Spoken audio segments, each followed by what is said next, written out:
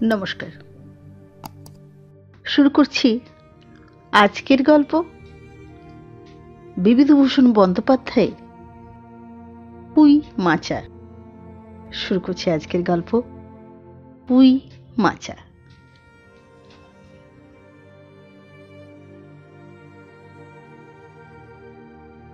সহায় হরি চাটুজ্জে উঠানে পা দিয়াই স্ত্রীকে বলিলেন, একটা বড় বাটি কি ঘটি যা হয় কিছু দাও তো। তারক্ষুড়ো গাছ কেটেছে, একটু ভালো রস আনি। স্ত্রী অন্নপূর্ণা খড়ের রান্নাঘরের দাওয়ায় বসিয়া শীতকালের সকালবেলা নারিকেল তেলের বোতলে ঝাঁটার কাঠি পুড়িয়া দুই আঙুলের সাহায্যে ঝাঁটার কাঠির লগ্ন জমানো তেলটুকু সংগ্রহ করিয়া চুলে মাখাইতেছিলেন। স্বামীকে দেখিয়া তাড়াতাড়ি গায়ের কাপড় একটু টানিয়া দিলেন মাত্র, কিন্তু বাটিকে ঘটি বাহির করিয়া দিবার জন্য বিন্দু মাত্র আগ্রহ তো দেখাইলেন না, এমনকি বিশেষ কোনো কথাও বলিলেন না। সহায় হরি অগ্রবর্তী হইয়া বলিলেন, কি হয়েছে, বসে রইলে যে, দাও না একটা ঘটি কি বাটি। আহ, খেন্তি টেন্তি সব গেল কোথায়? গেল কোথায় এরা? তুমি তেল মেখে বুঝি ছোঁবে না? অন্নপূর্ণা তেলের বোতলটি সরাইয়া স্বামীর দিকে খানিকক্ষণ চাহিয়া রহিলেন। পরে অত্যন্ত শান্ত সুরে জিজ্ঞাসা করিলেন, তুমি মনে মনে কি ঠাউরেছ বলতে পারো? স্ত্রীর অতিরিক্ত রকমের শান্ত সুরে সহায় হরির মনে ভীতির সঞ্চার হইল। ইহা যে ঝড়ের অব্যবহৃত পূর্বের আকাশের স্থির ভাব মাত্র, তাহা বুঝিয়া তিনি মরিয়া হইয়া ঝড়ের প্রতীক্ষায় রহিলেন। একটু আমতা আমতা করিয়া কহিলেন, কেন, কি, আবার কি হলো? অন্নপূর্ণা পূর্বাপেক্ষাও শান্ত সুরে বলিলেন, দেখো, রঙ্গ করো না বলছি, ন্যাকামি করতে হয় অন্য সময় করো। তুমি কিছু জানো না, নাকি খোঁজ রাখো না? অত বড় মেয়ে যার ঘরে, সে মাছ ধরে আর রস খেয়ে দিন কাটায় কি করে তা বলতে পারো? গায়ে কি গুজব রটেছে জানো? সহায় হরি আশ্চর্য হইয়া জিজ্ঞাসা করিলেন, কেন, কি গুজব? কি গুজব জিজ্ঞাসা করো গিয়ে চৌধুরীদের বাড়ি। কেবল বাগদি ধুলেপাড়ায় ঘুরে ঘুরে জন্ম কাটালে ভদ্রলোকের গায়ে বাস করা যায় না। সমাজে থাকতে হলে সেই রকম মেনে চলতে হয়। সহায় হরি বিস্মিত হইয়া কি বলিতে যাইতেছিলেন, অন্নপূর্ণা পূর্ববৎ সুরেই পুনর্বার বলিয়া উঠিলেন, এক ঘরে করবে গো, এক ঘরে করবে, তোমাকে এক ঘরে করবে। কাল চৌধুরীদের চণ্ডী মণ্ডপে এসব কথা হয়েছে। আমাদের হাতে ছোঁয়া জল আর কেউ খাবে না।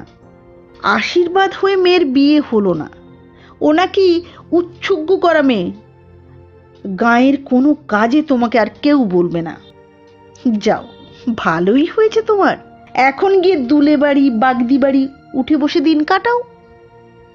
ভালোই তো হয়েছে তোমার, ঠিক আছে না? দুলে বাড়ি বাগদি বাড়ি উঠে বসে দিন কাটাও। সহায় হরি তাচ্ছিল্যের ভাব প্রকাশ করিয়া বলিলেন, ও এই, আমি বলি না জানি কি ব্যাপার। এক ঘরে, এক ঘরে করেছেন তো সবাই, শুধু বাকি আছেন কালীময় ঠাকুর। কালীময় ঠাকুর? ও! অন্নপূর্ণা তেলে বেগুনি জ্বলিয়া উঠিলেন। কেন, তোমাকে এক ঘরে করতে বেশি কিছু লাগে নাকি? তুমি কি সমাজের মাথা, না একজন মাতব্বর লোক? চাল নেই, চুলো নেই, এক করার মুরুদ নেই। চৌধুরীরা তোমায় এক ঘরে করবে, তার এমন কঠিন কথা কি? আর সত্যিই তো। এদিকে ধাড়ি মেয়ে হয়ে উঠল। হঠাৎ স্বর নামাইয়া বলিলেন, হলো যে 15 বছরের, বাইরে কমিয়ে বলে বেড়ালে কি হবে? লোকের চোখ নেই? পুনরায় গলা উঠাইয়া বলিলেন, না বিয়ে দেবার গা না কিছু, আমি কি যাব পাত্র ঠিক করতে? সশরীরে যতক্ষণ স্ত্রীর সম্মুখে বর্তমান থাকিবেন, স্ত্রীর গলার সুর ততক্ষণ কমিবার কোনো সম্ভাবনাই নাই বুঝিয়া সহায় হরি দাওয়া হইতে তাড়াতাড়ি একটি কাঁসার বাটি উঠাইয়া লইয়া খিড়কি দুয়ারে লক্ষ্য করিয়া যাত্রা করিলেন। কিন্তু খিড়কি দুয়ারের একটু এদিকে কি দেখিয়া হঠাৎ থামিয়া গেলেন এবং আনন্দপূর্ণ স্বরে বলিয়া উঠিলেন, ওসব কি রে, ওসব কি রে খেন্তিমা? এ যে কোথা থেকে আনলি খেন্তিমা? 14-15 বৎসরের একটি মেয়ে আর দুটি ছোট ছোট মেয়ে পিছনে লইয়া বাড়ি ঢুকিল। তাহার হাতে এক বোঝা পুঁইশাক, ডাঁটাগুলি মোটা ও হলদে।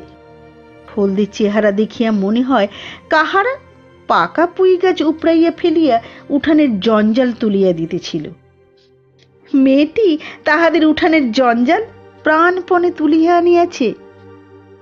ছোট মেয়ে দুটির মধ্যে একজনের হাত খালি, অপরটির হাতে গোটা 2-3 পাকা পুঁই পাতা জড়ানো কোনো দ্রব্য। বড় মেয়েটি খুব লম্বা, গোলগাল চেহারা, মাথার চুলগুলো কৃষ্ণ ও অগোছালো, বাতাসে উড়িতেছে। মুখখানা খুব বড়, সুন্দর, চোখ দুটো ডাগর ডাগর ও শান্ত। সরু সরু কাঁচের চুড়িগুলো 2 পয়সা ডজনের একটি সেফটি পিন দিয়ে একত্র করিয়া আটকানো। পিনটির বয়স খুঁজিতে যাইলে প্রাগৈতিহাসিক যুগে গিয়ে পড়িতে হয়। এই বড় মেয়েটির নামই বোধ হয় খেন্তি, কারণ সে তাড়াতাড়ি পিছন ফিরিয়া তাহার পশ্চাৎবর্তিনীর হাত হইতে পুঁই পাতা জড়ানো দ্রব্যটি লইয়া মেলিয়া ধরিয়া বলিল, চিংড়ি মাছ বাবা, গয়াবুড়ির কাছ থেকে রাস্তায় নিলাম, দিতে চায় না, বলে তোমার বাবার কাছে 8 দিনকার ধরুন 2 পয়সা বাকি আছে। আমি বললাম, দাও গয়া পিসি, আমার বাবা কি তোমার 2 পয়সা নিয়ে পালিয়ে যাবে? আর এই পুঁইশাকগুলো ঘাটের ধারে রায় কাকা দিয়ে বললে, নিয়ে যা, কেমন সব মোটা মোটা, যা নিয়ে যা। অন্নপূর্ণা দাওয়া হইতে অত্যন্ত ঝাঁঝের সহিত চিৎকার করিয়া উঠিলেন, নিয়ে যা, আহা কি অমৃতই তোমাকে তারা দিয়েছেন। পাকা পুঁইডাটা কাঠ হয়ে গিয়েছে, 2 দিন পরে ফেলে দিত, নিয়ে যা, নিয়ে যা। আর উনি তাদের আগাছা উঠিয়ে নিয়ে এসেছেন। ভালোই হয়েছে, তাদের আর নিজেদের কষ্ট করে কাটতে হলো না। যত পাথুরে বোকা সব মরতে আসে আমার ঘাড়ে। ধাড়ি মেয়ে, বলে দিয়েছি না তোমায়, বাড়ির বাইরে কোথাও পা দিও না। লজ্জা করে না এ পাড়া সে পাড়া করে বেড়াতে? বিয়ে হলে যে 4 ছেলের মা হতে। খাওয়ার নামে আর জ্ঞান থাকে না, না? কোথায় শাক, কোথায় বেগুন, আরেকজন বেড়াচ্ছেন কোথায় রস, কোথায় ছাই, কোথায় পাঁশ। ফেল বলছি, ফেল, ওসব ফেলে দে। মেয়েটি শান্ত অথচ ভয় মিশ্রিত দৃষ্টিতে মার দিকে চাহিয়া হাতের বাঁধন আলগা করিয়া দিল। পুঁইশাকের বোঝা মাটিতে পড়িয়া গেল। অন্নপূর্ণা বকিয়া চলিলেন, যা তো রাধি, ও আপদগুলো টেনে খিড়কির পুকুরের ধারে ফেলে দিয়ে আয় তো, যা যা ফেলে দিয়ে আয়। ফের যদি বাড়ির বার হতে দেখেছি তবে ঠ্যাং খোড়া না করি তো। পুঁইশাকের বোঝা মাটিতে পড়িয়া গিয়াছিল। ছোট মেয়েটি কলের পুতুলের মতো সেগুলি তুলিয়া লইয়া খিড়কি অভিমুখে চলিল। কিন্তু ছোট মেয়ে অত বড় বোঝা আঁকড়াইতে পারিল না। অনেকগুলি ডাঁটা এদিকে ওদিকে ঝুলিতে ঝুলিতে চলিল। সহায় হরির ছেলেমেয়েরা তাহাদের মাকে অত্যন্ত ভয় করিত। সহায় হরি আমতা আমতা করিয়া বলিতে গেলেন, তাই এনেছে ছেলে মানুষ খাবে বলে, তুমি আবার বরং। বাবার কথা শুনিয়া পুঁইশাকের বোঝা লইয়া যাইতে যাইতে ছোট মেয়েটি ফিরিয়া দাঁড়াইয়া মার মুখের দিকে চাহিল। অন্নপূর্ণা তাহার দিকে চাহিয়া বলিলেন, না, নিয়ে যা, খেতে হবে না। মেয়ে মানুষের আবার অত নোলা কিসের? এক পাড়া থেকে আরেক পাড়ায় নিয়ে আসবে দুটো পাকা পুঁইশাক ভিক্ষে করে? যা, যা বলছি, তুই যা, দূর করে বনে দিয়ে আয়, দূর করে ফেলে দিয়ে আয়, যা। সহায় হরি বড় মেয়ের মুখের দিকে চাহিয়া দেখিলেন, তাহার চোখ দুটো জলে পড়িয়া আসিয়াছে। তার মনে বড় কষ্ট হইল, কিন্তু মেয়ের যতই সাধের জিনিস হোক, পুঁইশাকের পক্ষাবলম্বন করিয়া দুপুরবেলা স্ত্রীকে চটাইতে তিনি আদৌ সাহসী হইলেন না। নিঃশব্দে খিড়কি দৌড় দিয়া বাহির হইয়া গেলেন। বসিয়া রাঁধিতে রাঁধিতে বড় মেয়ের মুখের কাতর দৃষ্টিটি স্মরণে পড়িবার সঙ্গে সঙ্গে অন্নপূর্ণার মনে পড়িল, গত অরন্ধনের পূর্বদিন বাড়িতে পুঁইশাক রান্নার সময় খেন্তি আবদার করিয়া বলিয়াছিল, মা, অর্ধেকগুলো কিন্তু একা আমার, আর অর্ধেক সব মিলে তোমাদের। বাড়িতে কেহ ছিল না। তিনি নিজে গিয়া উঠানের ও খিড়কির দূরের আশেপাশে যে ডাঁটা পড়িয়াছিল সেগুলি কুড়াইয়া লইয়া আসিলেন। বাকিগুলো কুড়ানো যায় না, ডোবার ধারে ছাইগাদায় ফেলিয়া দিয়েছে। কুচো চিংড়ি দিয়া এই রূপে চুপি চুপি পুঁইশাকের তরকারি রাঁধিলেন। দুপুরবেলা খেন্তি পাতে পুঁইশাকের চচ্চড়ি দেখিয়া বিস্মৃত ও আনন্দপূর্ণ ডাগর চোখে মায়ের দিকে ভয়ে ভয়ে চাহিল। দু একবার এদিকে ওদিকে ঘুরিয়া আসিতেই অন্নপূর্ণা দেখিলেন উক্ত পুঁইশাকের এক টুকরাও তাহার পাতে পড়িয়া নাই। পুঁইশাকের উপর তাহার এই মেয়েটির কিরূপ লোভ তাহা তিনি জানিতেন। জিজ্ঞাসা করিলেন, কিরে খেন্তি, আর একটু চচ্চড়ি দেই? খেন্তি তক্ষুনি ঘাড় নাড়িয়া এ আনন্দজনক প্রস্তাব সমর্থন করিল। কি ভাবিয়া অন্নপূর্ণার চোখে জল আসিল। চাপিতে গিয়ে তিনি চোখ উঁচু করিয়া চালের বাতায় গোঁজা ডালা হইতে শুকনা লঙ্কা পাড়িতে লাগিলেন। কালীময়ের চণ্ডী মণ্ডপে সেদিন বৈকালবেলা সহায় হরির ডাক পড়িল। সংক্ষিপ্ত ভূমিকা ফাঁদিবার পর কালীময় উত্তেজিত সুরে বলিলেন, সেসব দিন কি আর আছে ভায়া? এই ধর কেষ্ট মুখুজ্জি, স্বভাব নইলে পাত্তর দেব না, স্বভাব নইলে পাট্টর দেব না। স্বভাব নইলে পাট্টর দেব না করে কি কাণ্ডটাই করলে? অবশেষে কিনা হরির ছেলেটাকে ধরে পড়ে মেয়ের বিয়ে দেয়, তবে রক্ষে। তার কি স্বভাব! রাম বলো, রাম বলো। 6-7 পুরুষে ভঙ্গ, 50 ক্ষত্রিয়। পরে সুর নরম করিয়া বলিলেন, তার সমাজে সেসব শাসনের দিনকার আছে ভায়া? সেসব দিন কি আর আছে? দিন দিন চলে যাচ্ছে, দিন দিন চলে যাচ্ছে। আর বেশি দূর যাই কেন? এই যে তোমার মেয়েটি 13 বছরের। সহায় হরি বাধা দিয়া বলিতে গেলেন, আগে এই শ্রাবণে 13। আহা, 13ই হোক আর 16ই হোক, তফাৎ কিসের শুনি?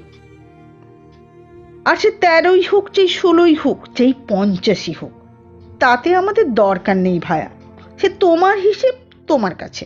কিন্তু বলি, পাত্তর আশীর্বাদ হয়ে গেল, তুমি বেঁকে বসলে কি জন্য শুনি? ও তো একরকম উচ্চজ্ঞ করা মেয়ে। আশীর্বাদ হওয়াও যা, বিয়ে হওয়াও তা। 7 পাকের যা বাকি। এই তো সমাজে বসে এসব কাজগুলো তুমি যে করবে আর আমরা বসে বসে দেখব, এ তুমি মনে ভেবো না। সমাজের বামুনদের যদি জাত মারবার ইচ্ছে না থাকে, মেয়ের বিয়ের বন্দোবস্ত করে ফেলো, বুঝলে? মেয়ের বিয়ের বন্দোবস্ত করে ফেলো। পাত্তর রাজপুত্র না হলে পাত্তর মেলে না। গরিব মানুষ, দিতে থুতে তো পারবে না। দিতে থুতে পারবে না বলেই শ্রীমন্ত মজুমদারের ছেলেকে ঠিক করে দিলাম। লেখাপড়া নাই বা জানলে, জজ ম্যাজিস্ট্রেট না হলে কি মানুষ হয় না? দিব্যি বাড়ি, বাগান, পুকুর। শুনলাম এবার নাকি কুঁড়ির জমিতে 4টি আমন ধানও করেছে। ব্যাস রাজার হাল। 2 ভাইয়ের অভাব কি? ইতিহাসটা হইতেছে এই যে, মণিগাঁয়ের উক্ত মজুমদার মহাশয়ের পুত্রটি কালিময় ঠিক করিয়া দেন। কেন কালিময় মাথা ব্যথা করিয়া সহায় হরির মেয়ের বিয়ের সম্বন্ধ মজুমদার মহাশয়ের ছেলের সঙ্গে ঠিক করিতে গেলেন, তাহার কারণ নির্দেশ করিতে যাইয়া কেউ কেউ বলেন যে কালিময় নাকি মজুমদার মহাশয়ের কাছে অনেক টাকা ধারেন, অনেক দিনের সুদ পর্যন্ত বাকি, শীঘ্রই নালিশ হইবে ইত্যাদি। এ গুজব যে শুধু অবান্তর তাহাই নহে, ইহার কোনো ভিত্তি আছে বলিয়াও মনে হয় না। নিন্দুকের নিন্দে, ইহা দুষ্টপক্ষের রটনা মাত্র। যাহাই হোক, পাত্রপক্ষ আশীর্বাদ করিয়া যাওয়ার দিন কতক পরে সহায় হরি টের পান পাত্রটি কয়েক মাস পূর্বে নিজের গ্রামে কি একটা করিবার ফলে গ্রামের এক কুম্ভকার বধূর আত্মীয় স্বজনের হাতে বেদম প্রহার খাইয়া কিছুদিন নাকি শয্যাগত ছিল। এরকম পাত্রে মেয়ে দিবার প্রস্তাব মনোপুত না হওয়ায় সহায় হরি সে সম্বন্ধ ভাঙিয়া দেন। দিন 2 পরের কথা, সকালে উঠিয়া সহায় হরি উঠানে বাতাবি লেবু গাছের ফাঁক দিয়া যেটুকু নিতান্ত কচি রাং রৌদ্র আসিয়াছিল, তাহারই আতপে বসিয়া আপন মনে তামাক টানিতেছেন। বড় মেয়ে খেন্তি আসিয়া চুপি চুপি বলিল, বাবা যাবে না? মা ঘাটে গেল, যাবে না? সহায় হরি একবার বাড়ির পাশে ঘাটের পথের দিকে কি জানি কেন চাহিয়া দেখিলেন, পরে অপেক্ষাকৃত নিম্ন স্বরে বলিলেন, যা শিগগির শাবলখানা নিয়ে আয় দেখি। কথা শেষ করিয়া তিনি উৎকণ্ঠার সহিত জোরে জোরে তামাক টানিতে লাগিলেন এবং পুনরায় একবার কি জানি কেন খিড়কির দিকে সতর্ক দৃষ্টি নিক্ষেপ করিলেন। ইতিমধ্যে প্রকাণ্ড ভারী একটা লোহার শাবল 2 হাত দিয়ে আঁকড়াইয়া ধরিয়া খেন্তি আসিয়া পড়িল। তারপরে পিতা পুত্রীতে সন্তর্পণে সম্মুখের দরজা দিয়া বাহির হইয়া গেল।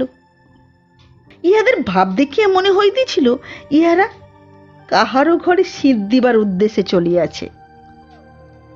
অন্নপূর্ণা স্নান করিয়া সবে কাপড় ছাড়িয়া উনুন ধরাইবার জোগাড় করিতেছেন। মুখুজ্জি বাড়ির ছোট খুকি দুর্গা আসিয়া বলিল, খুড়িমা, খুড়িমা, মা বলে দিলি, খুড়িমাকে গিয়ে বল মা ছোঁবে না। তুমি আমাদের নবান্নটা মেখে আর ইতুর ঘটগুলো বার করে দিয়ে আসবে। মুখুজ্জি বাড়ি ও পাড়ায় যাইবার পথের বাঁধারে এক জায়গায় শ্যাওড়া, বনভাঁড়, রাংচিতা, বনচাতলা গাছের ঘন বন, শীতের সকাল এক প্রকার লতাপাতার ঘন গন্ধ বন হইতে বাহির হইতেছিল। একটা লেজঝোলা হলদে পাখি আমড়া গাছের এডাল হইতে ওডালে যাইতেছে। দুর্গা আঙুল দিয়ে দেখাইয়া বলিল, খুড়িমা, খুড়িমা, ওই যে কেমন পাখিটা। পাখি দেখিতে গিয়া অন্নপূর্ণা কিন্তু আরেকটা জিনিস লক্ষ্য করিলেন। ঘন বনটার মধ্যে কোথায় এতক্ষণ খুব খুব করিয়া আওয়াজ হইতেছিল, কে যেন কি খুঁড়িতেছে। দুর্গার কথার পরেই হঠাৎ সেটা বন্ধ হইয়া গেল। অন্নপূর্ণা সেখানে খানিকক্ষণ থমকিয়া দাঁড়াইলেন, পরে চলিতে আরম্ভ করিলেন। তাহার খানিক দূর যাইতে বনের মধ্যে পুনরায় খুব খুব শব্দ আরম্ভ হইল। কাজ করিয়া ফিরিতে অন্নপূর্ণার কিছু বিলম্ব হইল। বাড়ি ফিরিয়া দেখিলেন খেন্তি উঠানের রৌদ্রে বসিয়া তেলের বাটি সম্মুখে লইয়া খোঁপা খুলিতেছে। তিনি তীক্ষ্ণ দৃষ্টিতে মেয়ের দিকে চাহিয়া দেখিয়া বলিলেন, এখনো নাইতে যাসনি যে? কোথায় ছিলি এতক্ষণ? এখনো নাইতে যাসনি যে? খেন্তি তাড়াতাড়ি উত্তর দিল, এই যে যাই মা, এক্ষুনি যাব আর আসবো। খেন্তি স্নান করিতে যাইবার একটুখানি পরেই সহায় হরি সোৎসাহে 15-16 সের ভারী একটা মেটে আলু ঘাড়ে করিয়া কোথা হইতে আসিয়া উপস্থিত হইলেন এবং সম্মুখে স্ত্রীকে দেখিয়া কৈফিয়তের দৃষ্টিতে সেই দিকে চাহিয়াই বলিয়া উঠিলেন, ওই ও পাড়ার ময়সা চৌকিদার রোজই বলে, কর্তা ঠাকুর, তোমার বাপ থাকতে তো মাসে মাসে এদিকে তোমাদের পায়ের ধুলো পড়তো, তা আজকাল তো তোমরা আর আসো না। এই বেড়ার গায়ে মেটে আলু করে রেখেছি, তা দাদা ঠাকুর বরং। অন্নপূর্ণা স্থির দৃষ্টিতে স্বামীর দিকে চাহিয়া বলিলেন, বরজপোতার বনের মধ্যে বসে খানিক আগে কি করছিলে শুনি? বরজপোতার বনের মধ্যে বসে খানিক আগে কি করছিলে শুনি? সহায় হরি অবাক হইয়া বলিলেন, আমি? না, কখনো না। আমি কখন? এই তো আমি। সহায় হরির ভাব দেখিয়া মনে হইতেছিল তিনি এইমাত্র আকাশ হইতে পড়িয়াছেন। অন্নপূর্ণা পূর্বের মতোই স্থির দৃষ্টিতে স্বামীর দিকে চাহিয়া বলিলেন, চুরি তো করবেই, 3 কাল গিয়েছে 1 কাল আছে, মিথ্যা কথাগুলো আর এখন বলো না, আমি সব জানি। মনে ভেবেছিলে আপদ ঘাটে গিয়েছে আর কি?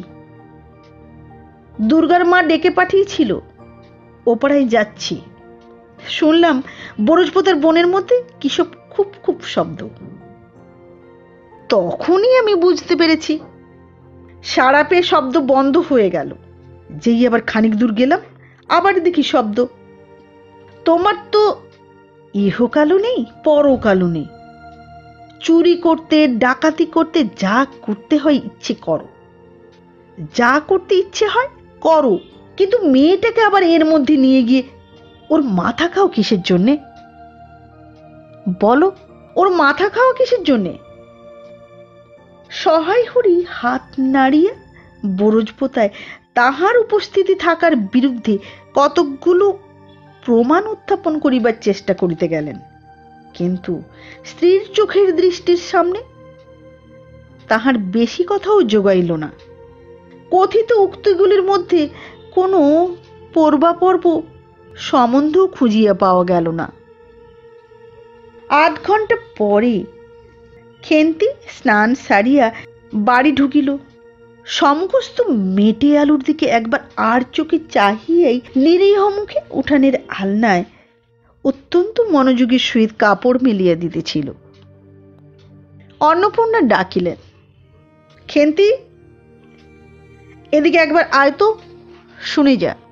মায়ের ডাক শুনিয়া খেন্তির মুখ শুকাইয়া গেল। সে ইতস্তত করিতে করিতে মার নিকটে আসিলে তিনি জিজ্ঞাসা করিলেন, এই মেটে আলুটা দুজনে মিলে তুলে এনেছিস না? তুলে এনেছিস? খেন্তি মার মুখের দিকে একটুখানি চাহিয়া থাকিয়া একবার ভূপতিত মেটে আলুটার দিকে চাহিল, পরে পুনরায় মার মুখের দিকে চাহিল এবং সঙ্গে সঙ্গে ক্ষিপ্র দৃষ্টিতে একবার বাড়ির সম্মুখস্থ বাঁশঝাড়ের মাথার দিকেও চাহিয়া লইল। তাহার কপালে বিন্দু বিন্দু ঘাম দেখা দিল, কিন্তু মুখ দিয়া কথা বাহির হইল না। অন্নপূর্ণা কড়া সুরে বলিলেন, কথা বলছিস নে যে বড়, কথা বলছিস নে যে, এই মেটে আলু তুলে নিছিস কিনা? খেন্তি বিপন্ন চোখে মার মুখের দিকে চাহিয়াছিল, উত্তর দিল, হ্যাঁ। অন্নপূর্ণা তেলে বেগুনি জ্বলিয়ে উঠিয়া বলিলেন, পাজি, আজ তোমার পিঠে আমি আস্ত কাঠের চেলা ভাঙবো, তবে ছাড়ব। বরজপোতার বনে গিয়েছ মেটে আলু চুরি করতে? সমস্ত মেয়ে বিয়ের যোগ্যী হয়ে গেছে কোন কালে, সেই এক গলা বিজন বন, যার মধ্যে দিন দুপুরে বাঘ লুকিয়ে থাকে, তার মধ্যে থেকে পরের আলু নিয়ে এলো তুলে। যদি গোসাইরা চৌকিদার ডেকে তোমাকে ধরিয়ে দেয়, তোমার কোন শ্বশুর এসে তোমায় বাঁচাতো? আমার জোটে খাবো, না জোটে না খাবো, তা বলে পরে জিনিসে হাত। এই মেয়ে নিয়ে আমি কি করব মা? 2-3 দিন পরে একদিন বৈকালে ধুলামাটি মাখা হাতে খেন্তি মাকে এসে বলিল, মা, মা দেখবে এসো। অন্নপূর্ণা গিয়া দেখিলেন, ভাঙা পাঁচিলের ধারে যে ছোট খোলা জমিতে কতকগুলো পাথরকুচি ও কঞ্চিকারির জঙ্গল হইয়াছিল, খেন্তি ছোট বোনটিকে লইয়া সেখানে মহা উৎসাহে তরকারির আওলাদ করিবার আয়োজন করিতেছে, এবং ভবিষ্যম্ভাবী নানাবিধ কাল্পনিক ফলমূলের অগ্রদূত স্বরূপ বর্তমানে কেবল একটি মাত্র শীর্ণকায় পুঁইশাকের চারা কাপড়ের ফালির গ্রন্থি বন্ধনে বদ্ধ হইয়া ফাঁসি হইয়া যাওয়া আসামির মতন ঊর্ধ্বমুখে একখণ্ড শুষ্ক কঞ্চির গায়ে ঝুলিয়া রহিয়াছে। ফলমূলাদির অবশিষ্টগুলি আপাতত তার বড় মেয়ের মস্তিষ্কের মধ্যেই অবস্থিতি করিতেছে, দিনের আলোয় এখনো বাহির হয় নাই।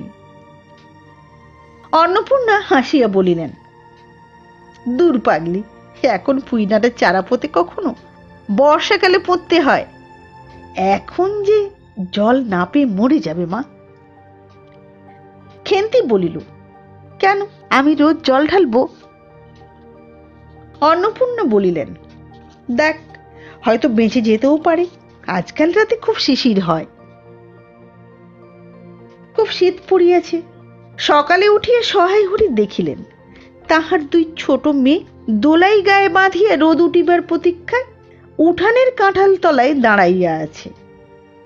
একটা ভাঙা ঝুড়ি করিয়া খেন্তি শীতে কাঁপিতে কাঁপিতে মুখুজ্জে বাড়ি হইতে গোবর কুড়াইয়া আনিল। সহায় হরি বলিলেন, হ্যাঁ রে মা খেন্তি, তা সকালে উঠে জামা গায়ে দিতে তোর কি হয় বল? সকালে উঠে জামাটা গায়ে দিতে কি হয়? দেখ দেখি, এই শীত। আচ্ছা দিচ্ছি বাবা, কই শীত? অসুখ বিসুখ 5 রকম হতে পারে, বুঝলি নে, এক্ষুনি গায়ে দে। সহায় হরি বাহির হইয়া গেলেন। ভাবিতে ভাবিতে গেলেন, তিনি কি অনেকদিন মেয়ের মুখের দিকে ভালো করিয়া চাহেন নাই? খেন্তির মুখ এমন সুশ্রী হইয়া উঠিয়াছে, এমন সুন্দর। জামার ইতিহাস নিম্নলিখিত স্বরূপ। বহু বৎসর অতীত হইল, হরিপুরের রাসের মেলা হইতে সহায় হরি কালো সার্জের এই 2.5 টাকা মূল্যের জামাটি ক্রয় করিয়া আনেন। ছিঁড়িয়া যাইবার পর তাহাতে কতবার রিপু ইত্যাদি করা হইয়াছিল। শেষ পর্যন্ত গত বৎসর হইতে খেন্তির স্বাস্থ্যোন্নতি হওয়ার দরুন জামাটি তাহার গায়ে হয় না। সংসারে এসব খোঁজ সহায় হরি রাখিতেন না। জামার বর্তমান অবস্থা অন্নপূর্ণারও জানা ছিল না। খেন্তির নিজস্ব ভাঙা টিনের তরঙ্গের মধ্যে উহা থাকিত। পৌষ সংক্রান্তি সন্ধ্যাবেলা অন্নপূর্ণা একটি কাশিতে চালের গুঁড়া, ময়দা ও গুড় দিয়া চটকাইতেছিলেন। একটা ছোট বাটিতে 1 বাটি তেল। খেন্তি কুরুনির নিচে একটা কলার পাত পাড়িয়া 1 থালা নারিকেল করিতেছে। অন্নপূর্ণা প্রথমে খেন্তির সাহায্য লইতে স্বীকৃত হন নাই, কারণ সে যেখানে সেখানে বসে, বনে বাদারে ঘুরিয়া ফেরে, তার কাপড় চোপড় স্বাস্থ্যসম্মত সূচি নহে। অবশেষে খেন্তি নিতান্ত ধরিয়া পড়ায় হাত পা ধোয়াইয়া ও শুষ্ক কাপড় পরাইয়া তাহাকে বর্তমান পদে নিযুক্ত করিয়াছেন। ময়দার গোলা মাখা শেষ হইলে অন্নপূর্ণা উনুনে খোলা চাপিতে যাইতেছেন। ছোট মেয়ে রাধি হঠাৎ ডান হাতখানা পাতিয়া বলিল, মা, ওই একটু। অন্নপূর্ণা বড় গামলাটা হইতে একটুখানি গোলা তুলিয়া লইয়া হাতের আঙুল 5টির দ্বারা একটি বিশেষ মুদ্রা রচনা করিয়া সেটুকু রাধির প্রসারিত হাতের উপর দিলেন। মেজ মেয়ে পুঁটি অমনি ডান হাতখানা কাপড়ে তাড়াতাড়ি মুছিয়া লইয়া মার সামনে পাতিয়া বলিল, মা, আমায় একটু। খেন্তি সূচি বস্ত্রে নারিকেল কুড়িতে কুড়িতে লুব্ধ নেত্রে মধ্যে মধ্যে এদিকে চাহিতেছিল। এ সময় খাইতে চাওয়ায় মা পাছে বকে, সেই ভয়ে চুপ করিয়া রহিল। অন্নপূর্ণা বলিলেন, দেখি নিয়ে আয় তো খেন্তি ওই নারকেল মালাটা, ওতে তোর জন্য একটু রাখি। খেন্তি ক্ষিপ্র হস্তে নারিকেলের উপরের মালাখানা, যাহাতে ফুটা নাই, সেখানা সরাইয়া দিল। অন্নপূর্ণা তাহাতে একটু বেশি করিয়া গোলা ঢালিয়া দিলেন। মেজ মেয়ে পুঁটি বলিল, জ্যাঠাইমারা অনেকখানি দুধ নিয়েছে মা। রাঙা দিদি ক্ষীর তৈরি করছিল, ওদের অনেক রকম হবে। খেন্তি মুখ তুলিয়া বলিল, এবেলা আবার হবে নাকি? ওরা তো ওবেলা ব্রাহ্মণ নেমন্তন্ন করেছিল সুরেশ কাকাকে আর ওপাড়ার তিনুর বাবাকে। ওবেলা তো পায়েস, ঝোলপুলি, মুগতক্তি এইসব হয়েছে। পুঁটি জিজ্ঞাসা করিল, হ্যাঁ মা, ক্ষীর নইলে নাকি পাটিসাপটা হয় না? খেদি বলছিল। ক্ষীরের পুর না হলে কি আর পাটিসাপটা হয়? আমি বললাম, কেন? আমার মা তো শুধু নারিকেলের ছাই দিয়েই করে। সে তো কেমন ভালো খেতে হয়, কেমন ভালো লাগে। অন্নপূর্ণা বেগুনের বোঁটায় একটুখানি তেল লইয়া খোলায় মাখাইতে মাখাইতে প্রশ্নের সদুত্তর খুঁজিতে লাগিলেন। খেন্তি বলিল, খেদির ওই সব কথা। খেদির মা তো ভারী পিঠে করে কিনা? ক্ষীরের পুর দিয়ে ঘিয়ে ভাজলেই কি আর পিঠে হলো? সেদিন জামাই এলে ওদের বাড়ি দেখতে গেলুম কিনা, তাই খুড়িমা দুখানা পাটিসাপটা খেতে দিলে।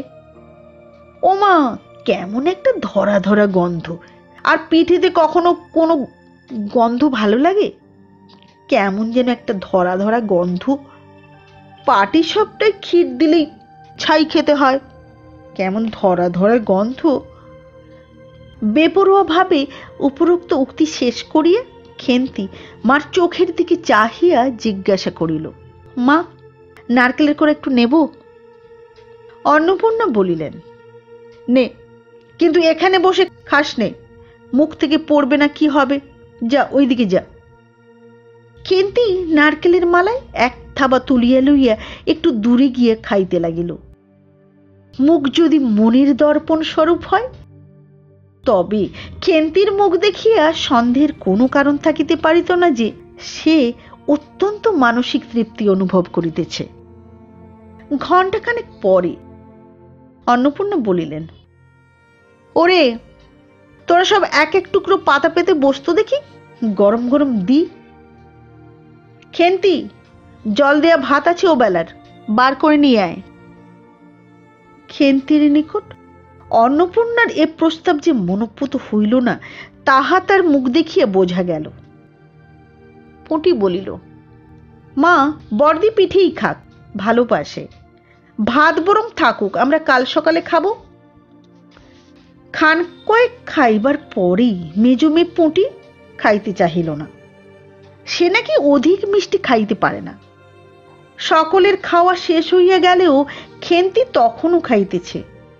সে মুখ বুজিয়া শান্তভাবে খায়, বড় একটা কথা কহে না।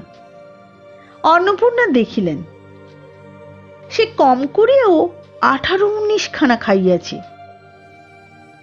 জিজ্ঞাসা করিলেন, কি রে খেন্তি, আর নিবি? খেন্তি খাইতে খাইতে শান্তভাবে সম্মতিসূচক ঘাড় নাড়িল। অন্নপূর্ণা তাহাকে আরো খান কয়েক দিলেন। খেন্তির মুখ চোখ ঈষৎ উজ্জ্বলতর দেখাইল। হাসি ভরা চোখে মার দিকে চাহিয়া বলিল, বেশ খেতে হয়েছে মা, ওই যে তুমি কেমন ফেনিয়ে নাও ওতেই কিন্তু। সে পুনরায় খাইতে লাগিল। অন্নপূর্ণা হাতা খুন্তি চুলি তুলিতে তুলিতে সস্নেহে তার এই শান্ত নিরীহ একটু অধিক মাত্রায় ভোজনপটু মেয়েটির দিকে চাহিয়া রহিলেন। মনে মনে ভাবিলেন, খেন্তি আমার যার ঘরে যাবে তাদের অনেক সুখ দেবে। এমন ভালো মানুষ, কাজ করবে বকো মারো গাল দাও, টুঁ শব্দটি মুখে নেই। যার ঘরে যাবে তাদের অনেক সুখ দেবে, উঁচু কথা কখনো কেউ শোনেনি। বৈশাখ মাসের প্রথমে সহায় হরির এক দূর সম্পর্কীয় আত্মীয়ের ঘটকালিতে খেন্তির বিবাহ হইয়া গেল। দ্বিতীয় পক্ষে বিবাহ করিলেও পাত্রটির বয়স 40-এর খুব বেশি কোনো মতেই হইবে না। তবুও প্রথমে এখানে অন্নপূর্ণা আদৌ ইচ্ছুক ছিলেন না, কিন্তু পাত্রটি সঙ্গতিপন্ন। শহর অঞ্চলে বাড়ি, সিলেট চুন ও ইটের ব্যবসায় 2 পয়সা নাকি করিয়াছে। এরকম পাত্র হঠাৎ মেলা দুর্ঘট কিনা। জামাইয়ের বয়স একটু বেশি। প্রথমে অন্নপূর্ণা জামাইয়ের সম্মুখে বাহির হইতে একটু সংকোচ বোধ করিতেছিলেন। পরে পাছে খেন্তির মনে কষ্ট হয়, এই জন্যে বরণের সময় তিনি খেন্তির সুপুষ্ট হাতখানি ধরিয়া জামাইয়ের হাতে তুলিয়া দিলেন। চোখের জলে তাহার গলা বন্ধ হইয়া আসিল, কিন্তু কিছু বলিতে পারিলেন না। বাড়ির বাহির হইয়া আমলকি তলায় বেহারারা সুবিধা করিয়া লইবার জন্য বরের পালকি একবার নামাইল। অন্নপূর্ণা চাহিয়া দেখিলেন বেড়ার ধারে নীল রঙের মেদি ফুলের গুচ্ছগুলি যেখানে নত হইয়া আছে, খেন্তির কম দামের বালুচরের রাঙা চেলির আঁচলখানা পালকির বাহির হইয়া সেখানে লুটাইতেছে।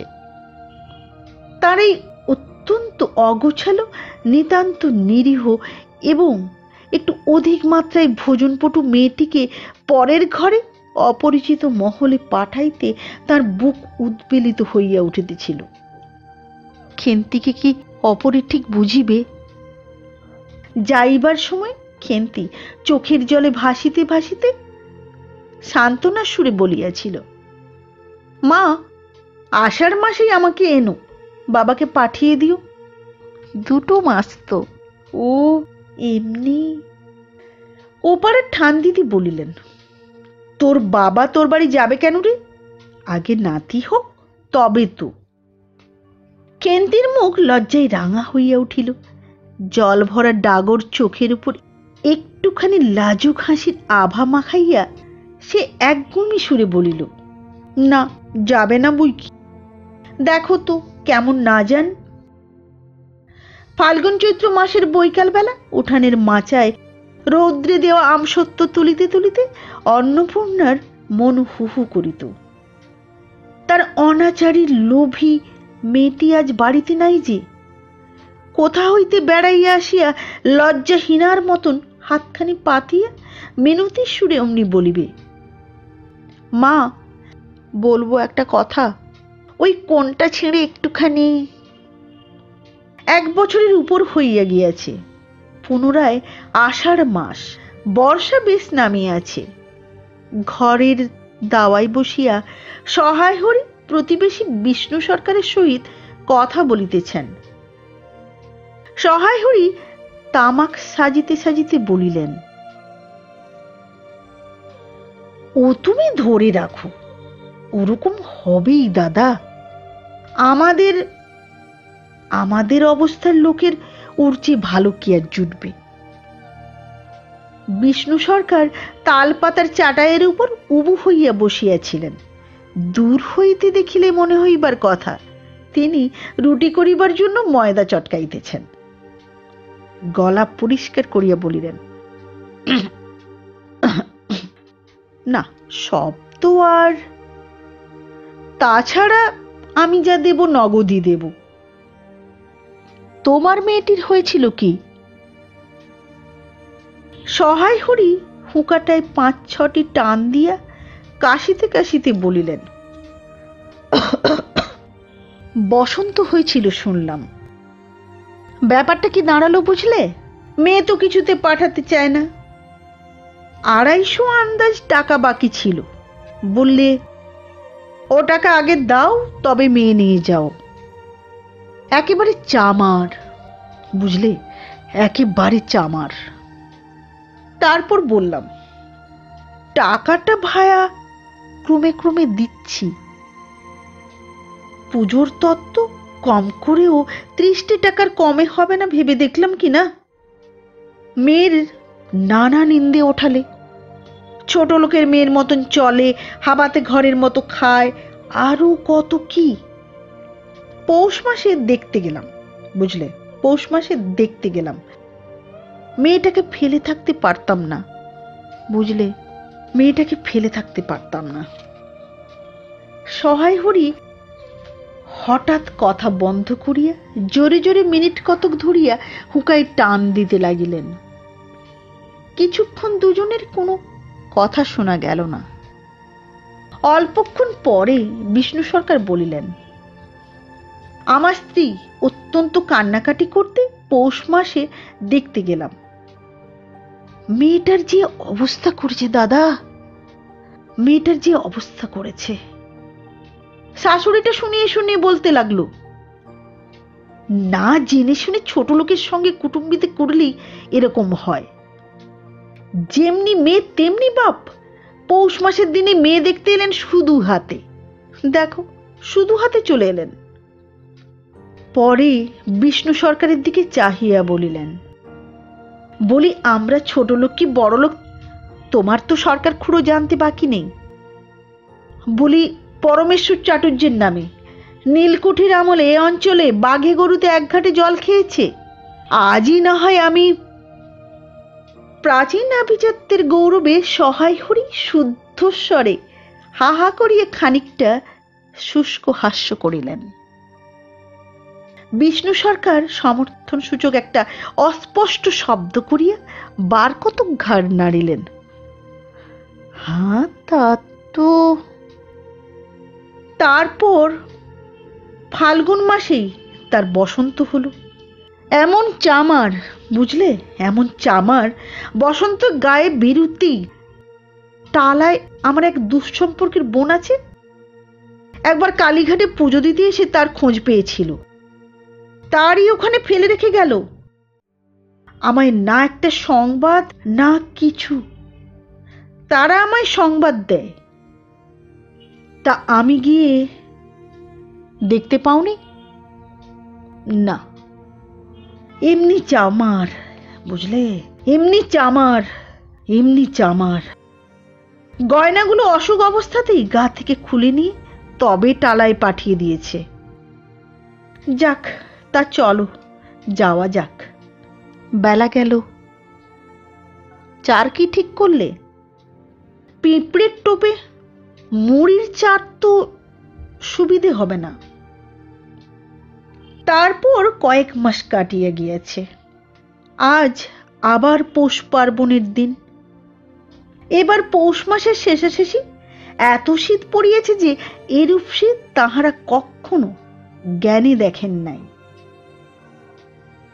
সন্ধ্যার সময় রান্নাঘরের মধ্যে বসিয়া অন্নপূর্ণা সরু চাকলি পিঠের জন্য চালের গুঁড়ার গোলা তৈয়ারি করিতেছেন। পুঁটি ও রাধি উনুনের পাশে বসিয়া আগুন পোহাইতেছে। রাধি বলিতেছে, আর একটু জল দিতে হবে মা, অত ঘন করে ফেললে কেন? পুঁটি বলিল, আচ্ছা মা, ওতে একটু নুন দিলে হয় না?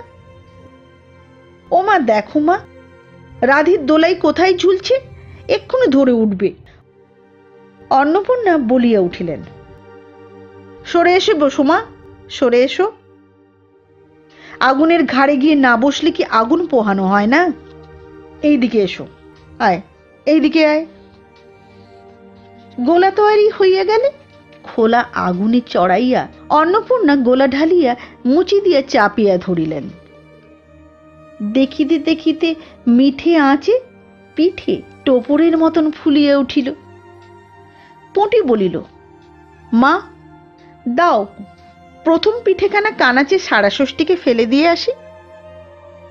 অন্নপূর্ণা বলিলেন, একা যাস নে, রাধিকে নিয়ে যা।